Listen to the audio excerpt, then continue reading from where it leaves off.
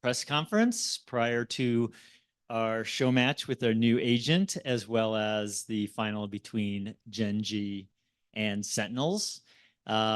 With us today, far left, is our head of EMEA Esports, Alberto Guerrero. Next to him is Leo Faria, global head of Valorant Esports.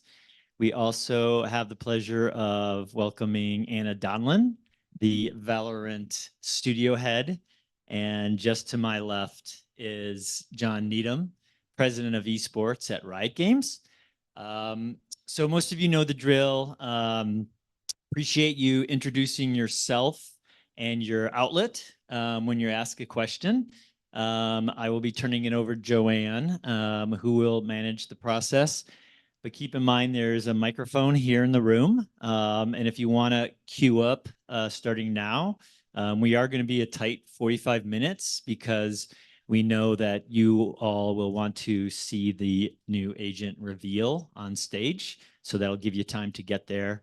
And these four stragglers might hustle on up there as well to see it. So before we get started, I did want to give a shout out and perhaps even a little applause for our amazing teammate, my amazing teammates, Joanne and Anna, who have run this amazing press experience the entire time we've been here in Madrid. So thanks to you two. And now I'll turn it over to our global head of Valorant Esports, Leo Faria. Leo. Thank you. Hello, everyone. I have a few words prepared for you before we jump into Q&A. We're very happy to be here. Thank you all for attending in person. For those of you joining us online around the world, we're very happy to be in Madrid. This is the first time the VCT is coming to Spain. We're so thankful for the community and for all of you to being such incredible hosts. We all love the city. It's been amazing to be here. And look, we're starting 2024 with incredible momentum in the VCT. As you all know, the offseason was quite busy. There's a lot of churning teams and new players joining our leagues. And of course, everyone wanted to see those new teams in action. And that anticipation, as well as a super high stakes format for kickoff, made kickoff in 2024 the most successful regional competition in VCT history, which we are incredibly excited about. Engagement and viewership is up across the board in all of our leagues, anywhere from 50 to 100% growth if compared to last year. So we're super happy about that. We, of course, also welcomed China officially to the VCT, launching VCT China. We built a beautiful new studio in Shanghai, which, by the way, we built under 50 days, and it looks beautiful. Of course, we're headed to China after stage one for Masters Shanghai. We also took the opportunity of being here in Madrid to meet with a bunch of partners. So we met this morning with our partners at MasterCard and HP and Red Bull, and it was amazing. Last night, we also met with team owners in the VCT, many of whom are attending Masters. And it was great just to connect and spend time with them. As you can imagine, everyone, including team owners, are eager to learn about team capsules and how they're performing. We know that fans are also very eager to know. So we thought it would be nice to give you all a little sneak peek on how those are doing. We're going to release rankings per league very, very soon. But today we thought it would be nice to share just a little bit. In fact, coincidence or not, the two teams that played lower grand finals yesterday have the two best performing capsules worldwide, which is really cool. So PRX is coming up on #1 with the most popular capsule around the world, and Sentinels has the second best performing capsule, probably thanks to all of Zelsa's hard work. But it's really cool. Again, very soon we're going to release those rankings. So we're super excited. Sentinels and Gen G playing for the title. Gen G is the first Korean team to ever make it to a grand finals.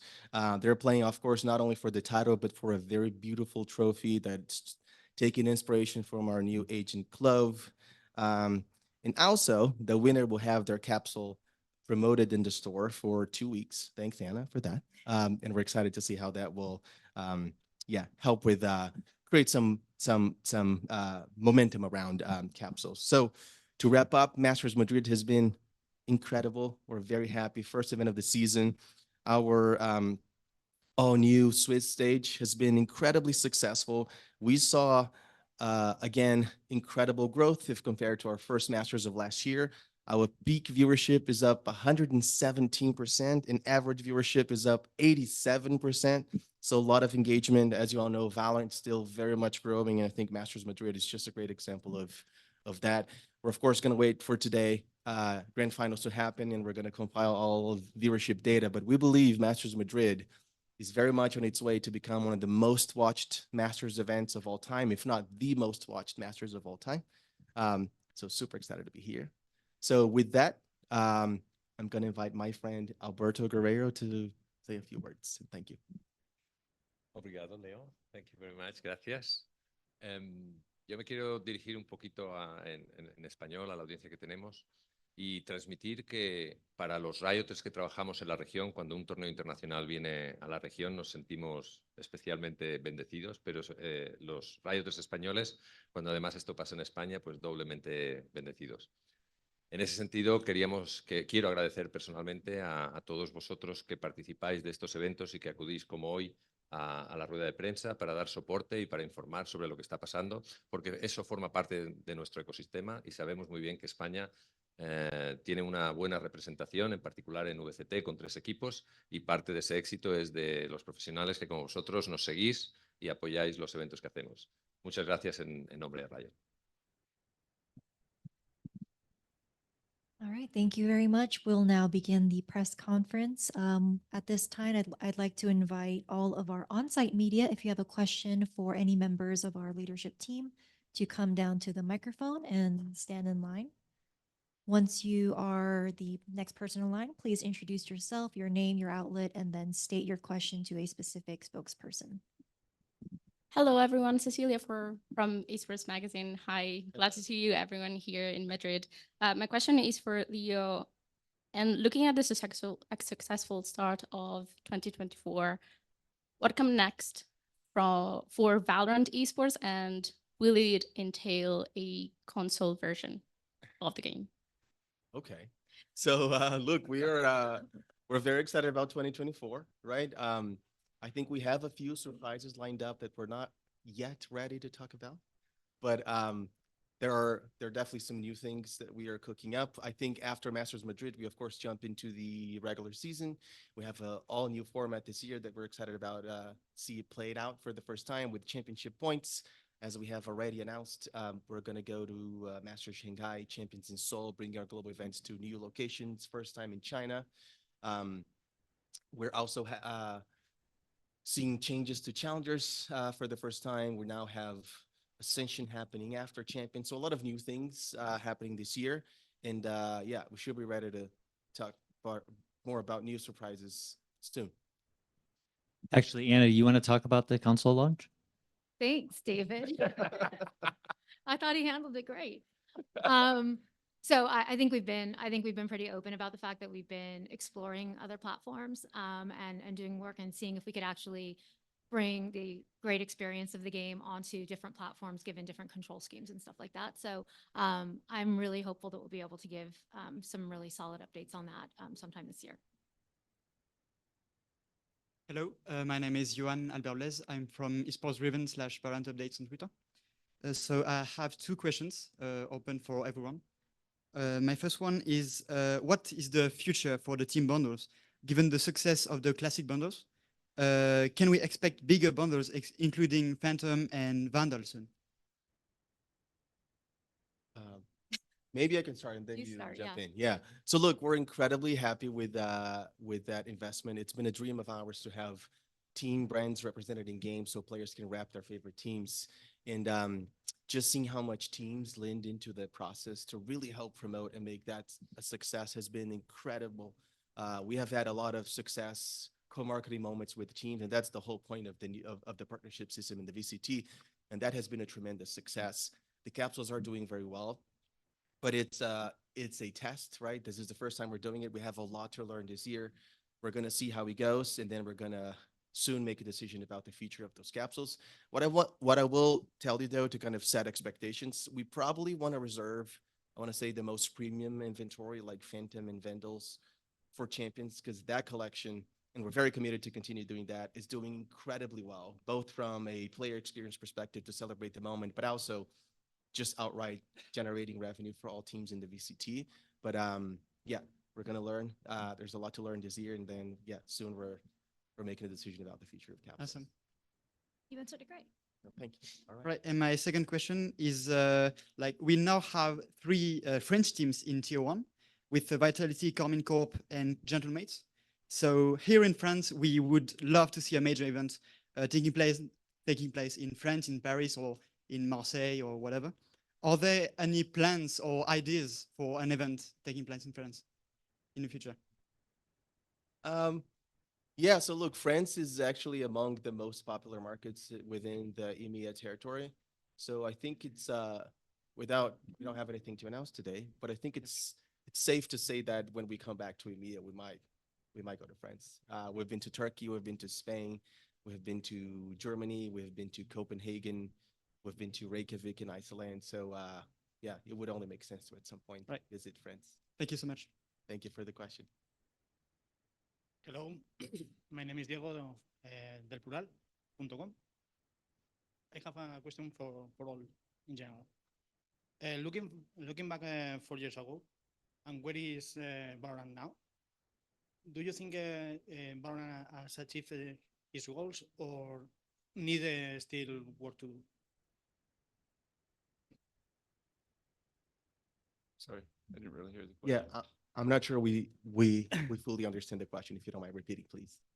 Bueno, a ver, te lo digo en español y se lo traduces a ellos. Yo puedo. I can. Let's go. Sí.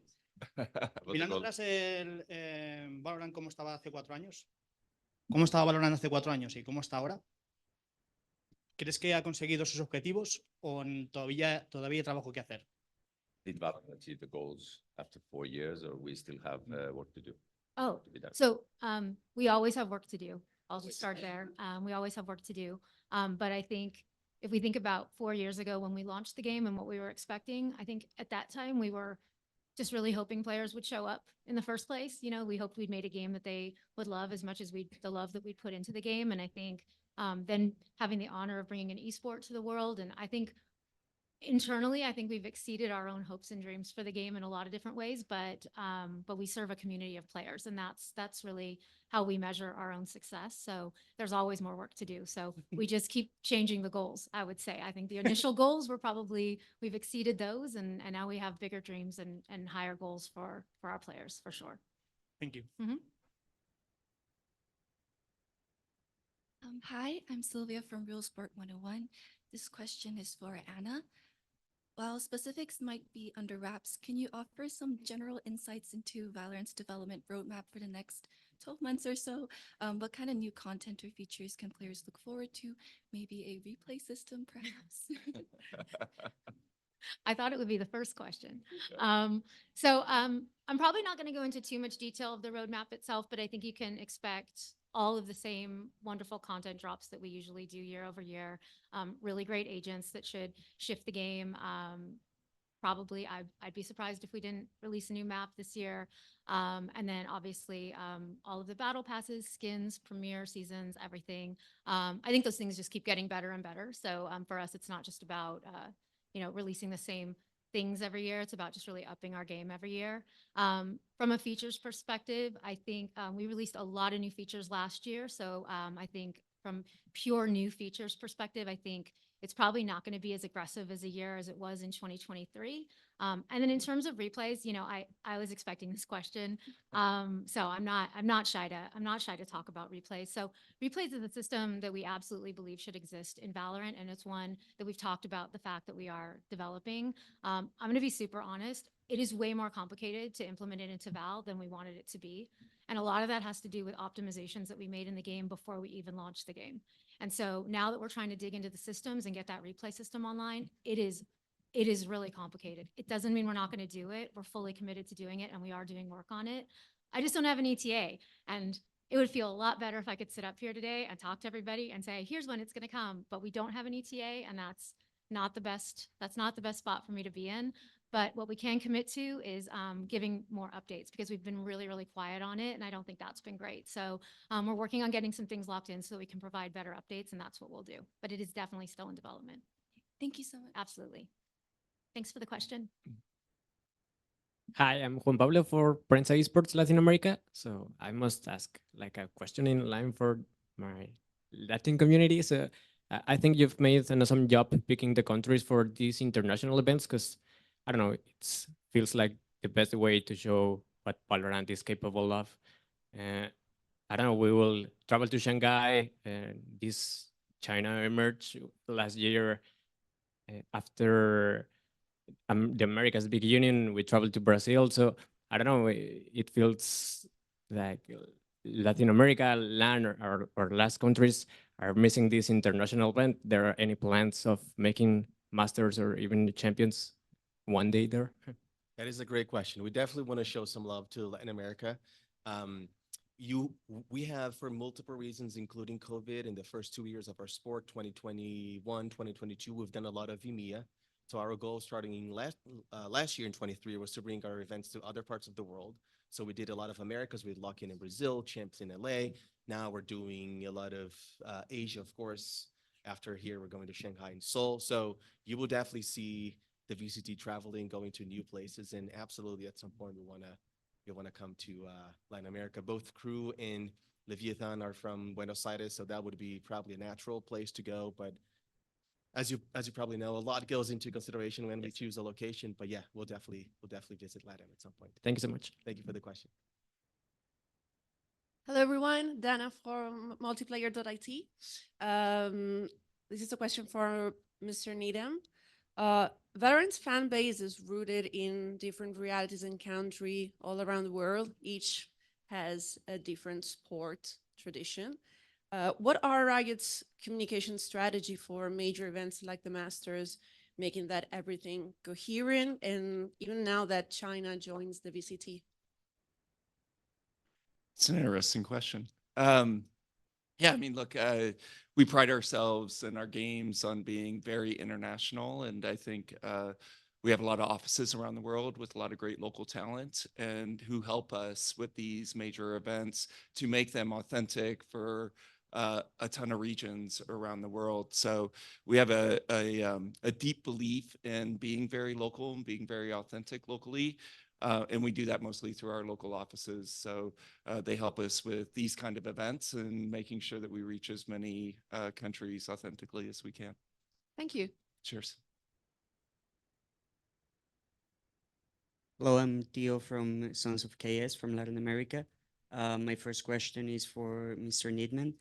It's not a secret for everyone here that Riot Games has become, over the years, the leader on esports industry. Last year, League of Legends became the World's Finals became the most watched esports game in history, and Valorant in only 4 years have become one of the top 5 biggest esports for people to watch. So in this order, how do you see the Valorant esports community growth in the next 10 years, as we have already been 10 years after League, and it's a massive like thing, and Valorant is coming to maybe even take the throne anytime soon? Okay, Leo will tell you this. Yes. I like to foster a lot of competition within the esports teams. He really does. And so my goal is always for either Valorant or League to be the top esport. And I think we're very encouraged by the growth in Valorant esports. I do hope that it can one day grow to the level of League of Legends esports, and that's the expectation. I mean, we are, as an esports organization, we like to be very close to the game, and we have this belief that the game experience that Riot delivers is different than other publishers, and esports is a big part of that. Esports is core to what we do with our games, and you know, we've got a great show here and a great competition in a amazing game that allows us to build a great sport. So we are, you know, full steam ahead on keeping Valorant growing, and I'm going to keep pestering Leo to compete with Nas and make Valorant the biggest esport. Yeah, look, if I may add something, we've been saying for probably a couple of years now that Valorant is the fastest growing esport in the world. And we look at all these numbers, they just reaffirm that's a reality. And if we keep investing and growing for the next few years, which we will, yeah, I think yeah, it will only get better. Yeah, and I think if you look at League of Legends, where it was 3 or 4 years into its esports life, Valorant is right there. Yeah, actually, Esports Charts revealed last year the top 5 most watched esports, and Valorant was in the top 3 actually. Yeah. And taking this in advantage, I want to ask you, Leo, because some people may feel a concern about the on-site events because of how much the audience could influence a round or a game in the way that maybe when a player is aiming into a smoke or something, the amount of noise the crowd makes could lead him to take or not to take a decision.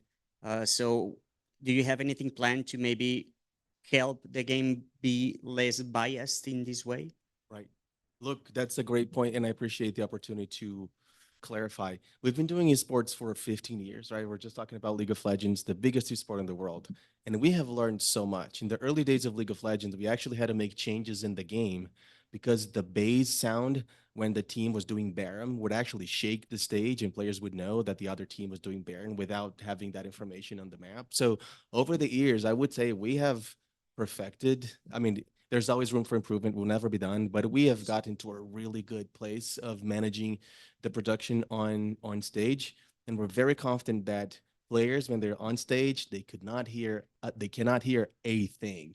We have a pretty complex system that mixes audio into their headphones. They use both a piece of in-ear and then a headphones on top. Yes. And we mix a quite high level of white noise for anyone who ever played tests on our stage. Their reaction is like, how can players play like this? Because it's so loud. So everyone can be confident that players on stage do not get any information from the audience. Everything is incredibly well managed in test. We actually come to these venues and it's a challenge because we need a lot of days before show days because we do so much tech checks and play tests. We look at everything, any sort of reflections around the venue that the IMAGs will reflect on.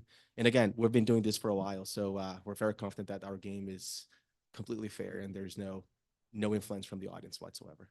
Thank you. Thank you for the question. Hello all, my name is Emma. I'm from The One. So our mission is to connect idols with the people around. So my question goes for all of you. With this amazing growth of Riot and Valorant, I would like to ask you about the message of what would you say to these people that are gamers and they want to become or they want to be in this level of competition one day? I can take that. Yeah. When we talk about esports, the most few events are these big events, but the whole esports group is working in the whole competitive pyramid, and that means that we try to offer as much as we can the opportunities for the kids to understand where they can start to jump into the competition and grow through the different paths we have to arrive to the big teams. That's different in every region. That's different even in every country because the amount of players and the economy of the country and the size of everything makes have an influence on how we can build that. But we try to develop what we call this path to pro, and it's about for these players to be inspired by the top, but try to find regionally where are the opportunities for them to grow. For us, discoverability of the big talent that we have everywhere and the ability to grow the talent through the different layers is a basic to being able to have all these global events with such a big stars that do things that clearly are not able to be repeated by the 99.999% of the players. Very true. I would also add, I think one of the things that makes esports very special is the fact that if you look at traditional sports, I think most people would agree with me that vast majority of the audience don't necessarily play the sport, right? People watching the NBA, they don't play basketball on the weekends. And that's we have the complete opposite happening on esports. When you watch a match like this, it's like everyone in the stands, they play the game as well. It's like going to a concert and everyone in the audience is a musician. So those players on stage, they're not just these distant idols that are untouchable. They are representing. They represent the best of us, and that relationship and that connection we think is what makes esports really special. Thank you so much. Hi, Jack from GG Recon. My question is for Anna. We're set to see Clove have a big reveal shortly. Unfortunately, some of the abilities are already out there. But I wondered if I could gauge your thoughts on how she will play, or how they will play competitively. That's a really good question. I don't want to share too much about Clove's gameplay right now because right after we leave here, we're actually going to go watch a really great dev interview and show match. And so I think they're going to get pretty deep. I think we also might have an interview with the lead designer on that agent as well. I just think that I can't wait to see pros get their hands on Clove. Honestly, they bring something so interesting into the game. I think they're going to bring a level of depth and honestly a level of creativity and zaniness that I think will be really, really interesting to see how those pros adapt to. I think we all get really excited when we see new agents find their way onto a live event. We at home get really excited when we see a new agent enter the mix. And so it might take a little while with Clove. We'll see. Like we're right at the start of a season. We'll see how quickly they're integrated. But I do think this one, I don't know, this one's a little bit of a curveball. So it'll be exciting to see where they end up for sure. Thank you. Yeah. Hello, hi, Cecilia again. Question for John this time. Can you share more about how the business model that you created here in Valorant has inspired the new one coming to League soon? Yeah, as Leo mentioned earlier, we have just learned a ton over the past 15 years about esports, what works, what maybe doesn't work as we had intended. I think when we designed the VCT, a lot of our hypotheses have really played out great. We are definitely more aligned with teams on growing the sport, on supporting the game. The teams have done an amazing job with marketing just all around. I think when you look at these team capsules and you see the marketing that the teams have done around that, it's been amazing. And our focus in the VCT model on digital has been one that's just really played out even better than we expected.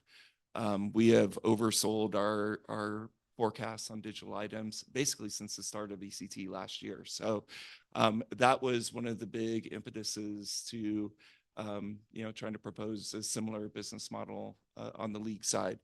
And I'm just super excited. Things are going really well in conversations with teams so far. And we're figuring out how to make esports a sustainable business and make it a meaningful life pursuit for our best players to build careers around our games. Hello, it's Lee from esports.net. I've got a question for either John or Alberto. I suppose whoever feels best to answer it. It's following on from the layoffs that happened earlier this year. So there was a report that came out after that, which I presume you would have read, from Richard Lewis, about how there was maybe a general culture, especially in the LEC broadcast. They felt there was a culture of crunch, maybe overworking before the layoffs happened. So I just wondered if that culture was, or that feeling was something you guys were aware of, and if there's anything that maybe has been done or you're looking to do since then to maybe remedy that. Why don't I start? And then you can fill if you want. Okay. Roberto. Obviously layoffs are a tough thing to do. We let a lot of amazing people go when we did layoffs back in January, and it's never easy. The LEC broadcast, I'm just super proud of that team, how in the toughest moment, they did what we needed to do for players, and they produced a show. And I think we continue to kind of get back to normalcy.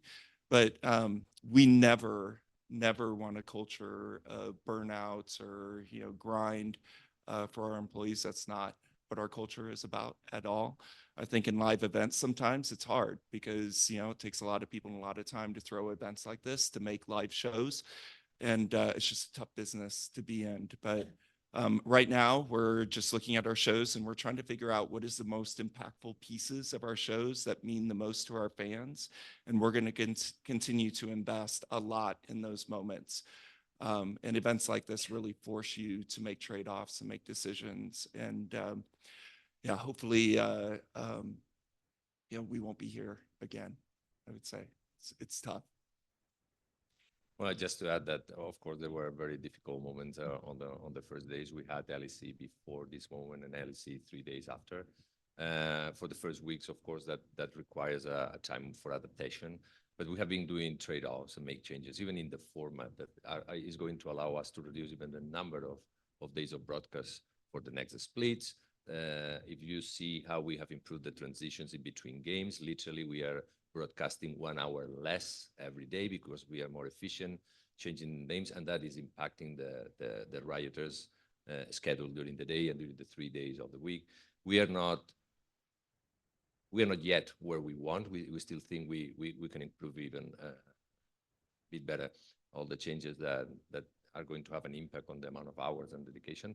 But I would say that we are very close, and you can see the results are really great, and both the Valorant games and the LEC games has been running very flawless and very well. So we are very happy with the results and where we are right now.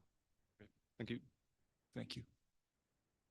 Hi, Cecilia again. Sorry, just one last question for Anna or Leo, whoever wants to reply. Is there anything you're doing behind the scenes or preparing for next time that leaks occur for Valorant content?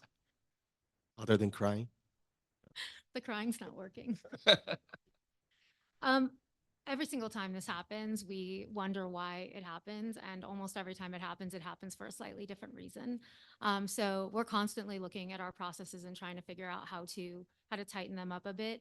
I think, in some cases it's intentional. In other cases, it's literally just an innocent mistake that someone has made. And we really don't want to make those people feel bad for having just like read something wrong or gotten a time zone wrong or whatever it is. And like I said, like there's different reasons each time it happens, but each time it happens, we go back and retro why it happened so we can figure out how to tighten up our processes and make them better. It's always really hard for the teams who spend so much time just trying to make sure that we have a synchronization and an order that we want things to go in to create the perfect rhythm and the perfect moment. So when things happen, it's always a little disruptive.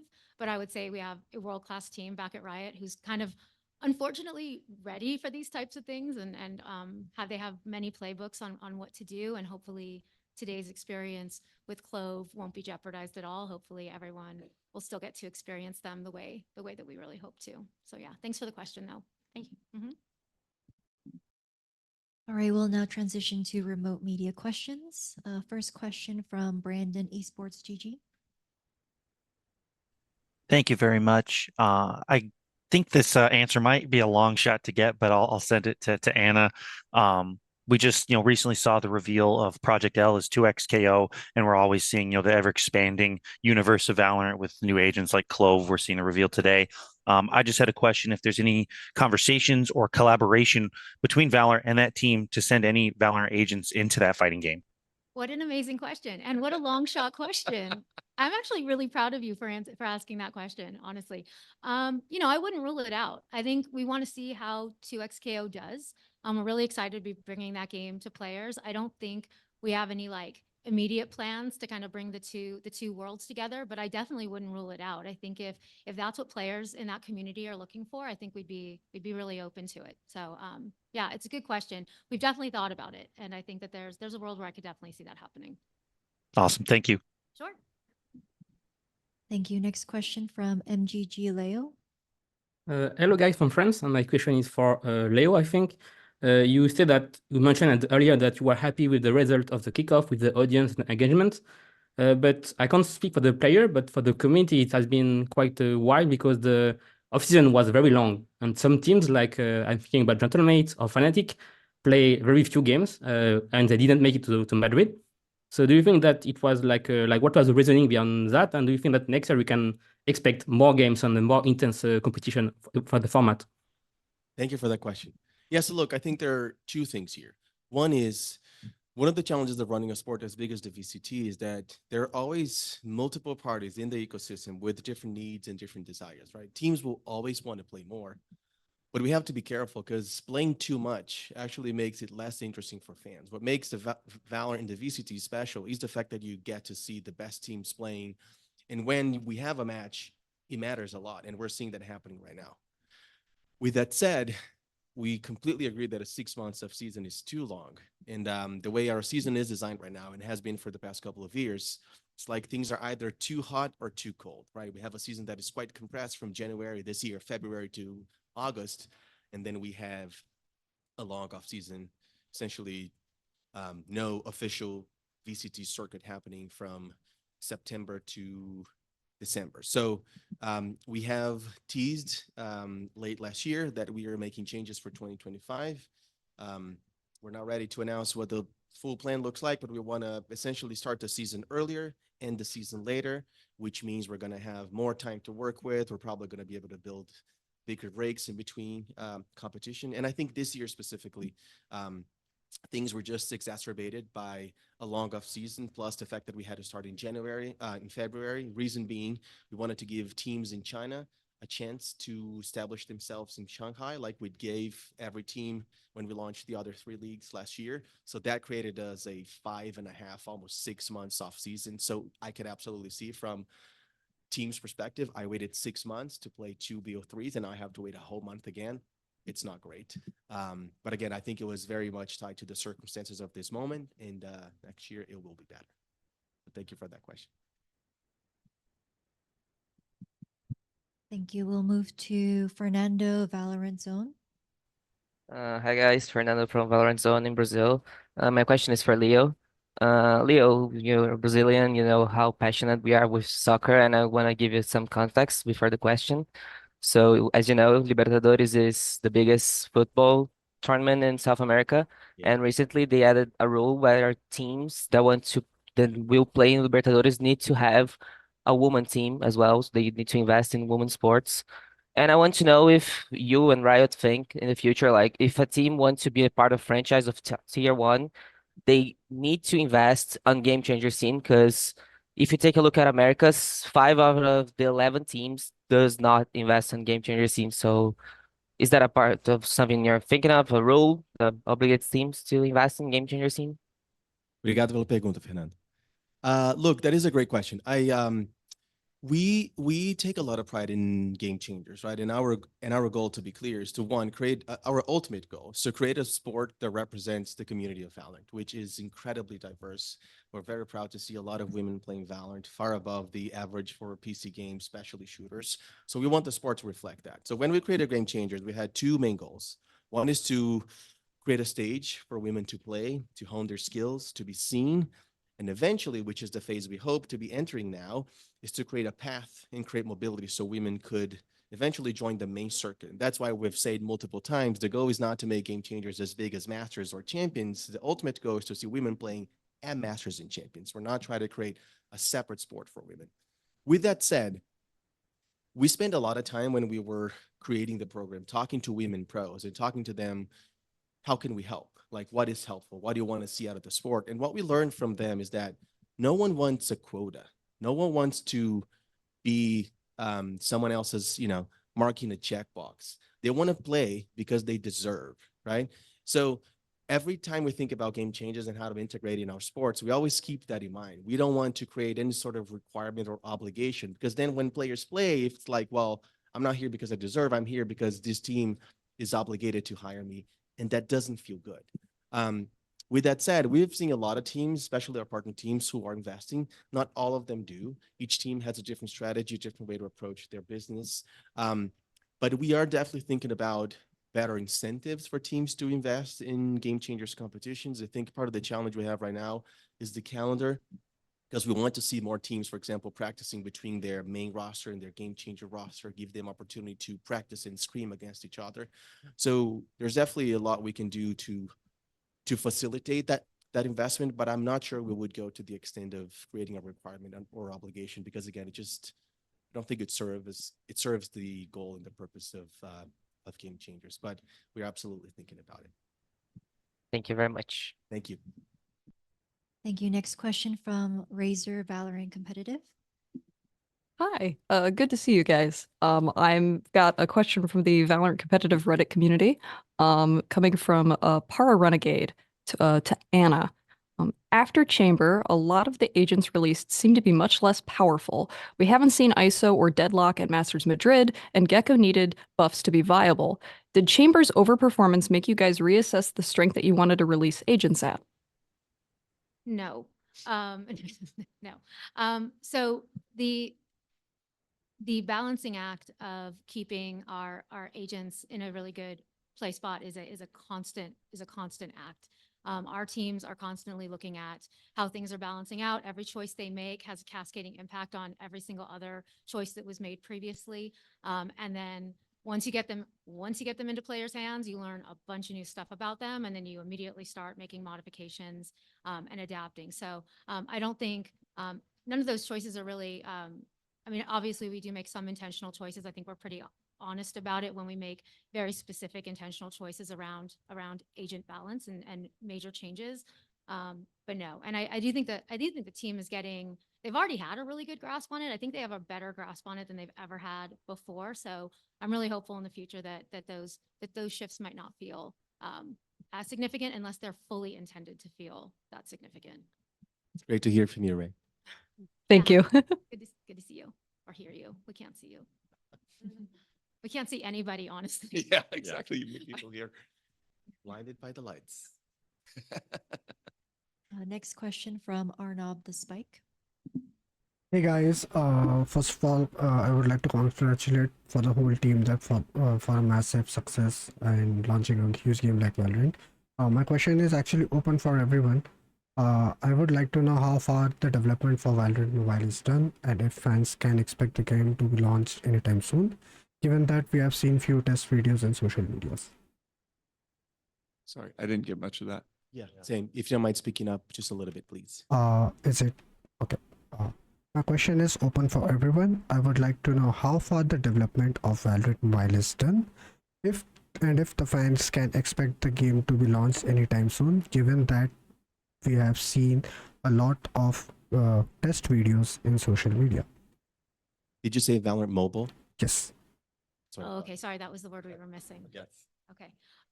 Development continues on Valorant Mobile. I have no significant updates today, but we are still working through that game and its gameplay. Yeah, I'm really hoping that we can. We haven't had any significant updates except for I think some maybe leaks from some play tests, which, I mean, if you're play testing a thing, that's always a good sign. So no official comms from us right now, but hopefully some updates, maybe even later this year. Thank you very much. We'll have time for one final question from Raquel, Mice Esports. Hello, guys. My question goes to Leo. I'm Raquel from Esports, from Brazil. In 2023, after the announcement of the Franchise League and changes in Challengers League, there are many discussions. And now in 2024, they expanded the calendar and made some changes. But can teams expect any international events besides Ascension for 2025? Thank you for the question. So look, we are giving ourselves the opportunity this year to really rethink the path to pro for Valorant, right? We have at the moment a bunch of different things that we are exploring and trying and launching. I think the big one is, of course, Premier. We're going to see this year for the first time teams promoting from Premier into Challengers. We have this vision and this dream of creating a path to pro that starts in game. So we're going to see how that goes this year. The other big part of the puzzle is, of course, how do we connect challengers with tier one, with international leagues and global events? Ascension so far has been that opportunity. We think it has been successful. We are in fact seeing a lot of good momentum coming from challengers, bringing both players and teams up from challengers into international leagues, which is the main purpose and the goal why we do it. So we saw about 40% of players playing in international leagues this year coming from challengers last year, which is incredible. We of course have 4 teams playing in our leagues that bring fresh blood, new communities into international leagues. So from that perspective, we think it's working well. Where there is definitely room for improvement, though, is what we hear from some teams is that they want to invest in Valorant, they believe in the game, they love the community, but the opportunities to grow in challenges are limited. And we understand that completely, because if you really think about it, we have many teams. That's kind of one of the challenges of challengers or tier 2, just the sheer amount of teams and players that exist in that layer. Only one team promote every year. So from that perspective, we are hearing from some organizations that they look at the risk profile investment of challengers and they think it might not be worth it. So we are thinking of a bunch of different ways to solve that problem and make it better for organizations to invest, for players to dedicate their career to Valorant. I think just having more opportunities for them to play internationally, to your point, is one of them, and we might pursue that route. But we're thinking at a bunch of different things that include everywhere from revisiting Ascension to how Ascension slots work, creating more opportunities to see partner teams playing with challenger teams. There's really a bunch of different ways to skin this cat, but it's a problem and an opportunity that we are very well aware of. I don't think any of us here look at challenges last year and think that it was a massive success. Again, it's fulfilling its role, but it can definitely be better, and we'll probably be able to share some news later this year, if not early next year. Thank you. Thank you. Congratulations for the event. Thank you. Thank you. So just quick thanks to Alberto, Leo, Anna, and John for joining us today. Thank you all for being here. We've now left time for you to scramble and join us and in the arena, which is amazing, Madrid Arena, as hosting us to the reveal of Clove. So thanks everyone, and have an absolutely awesome day with Genji and Sentinels putting on a show today. Thanks again. Thank you. Thank you all for being here. Thank you very much. Thanks, folks.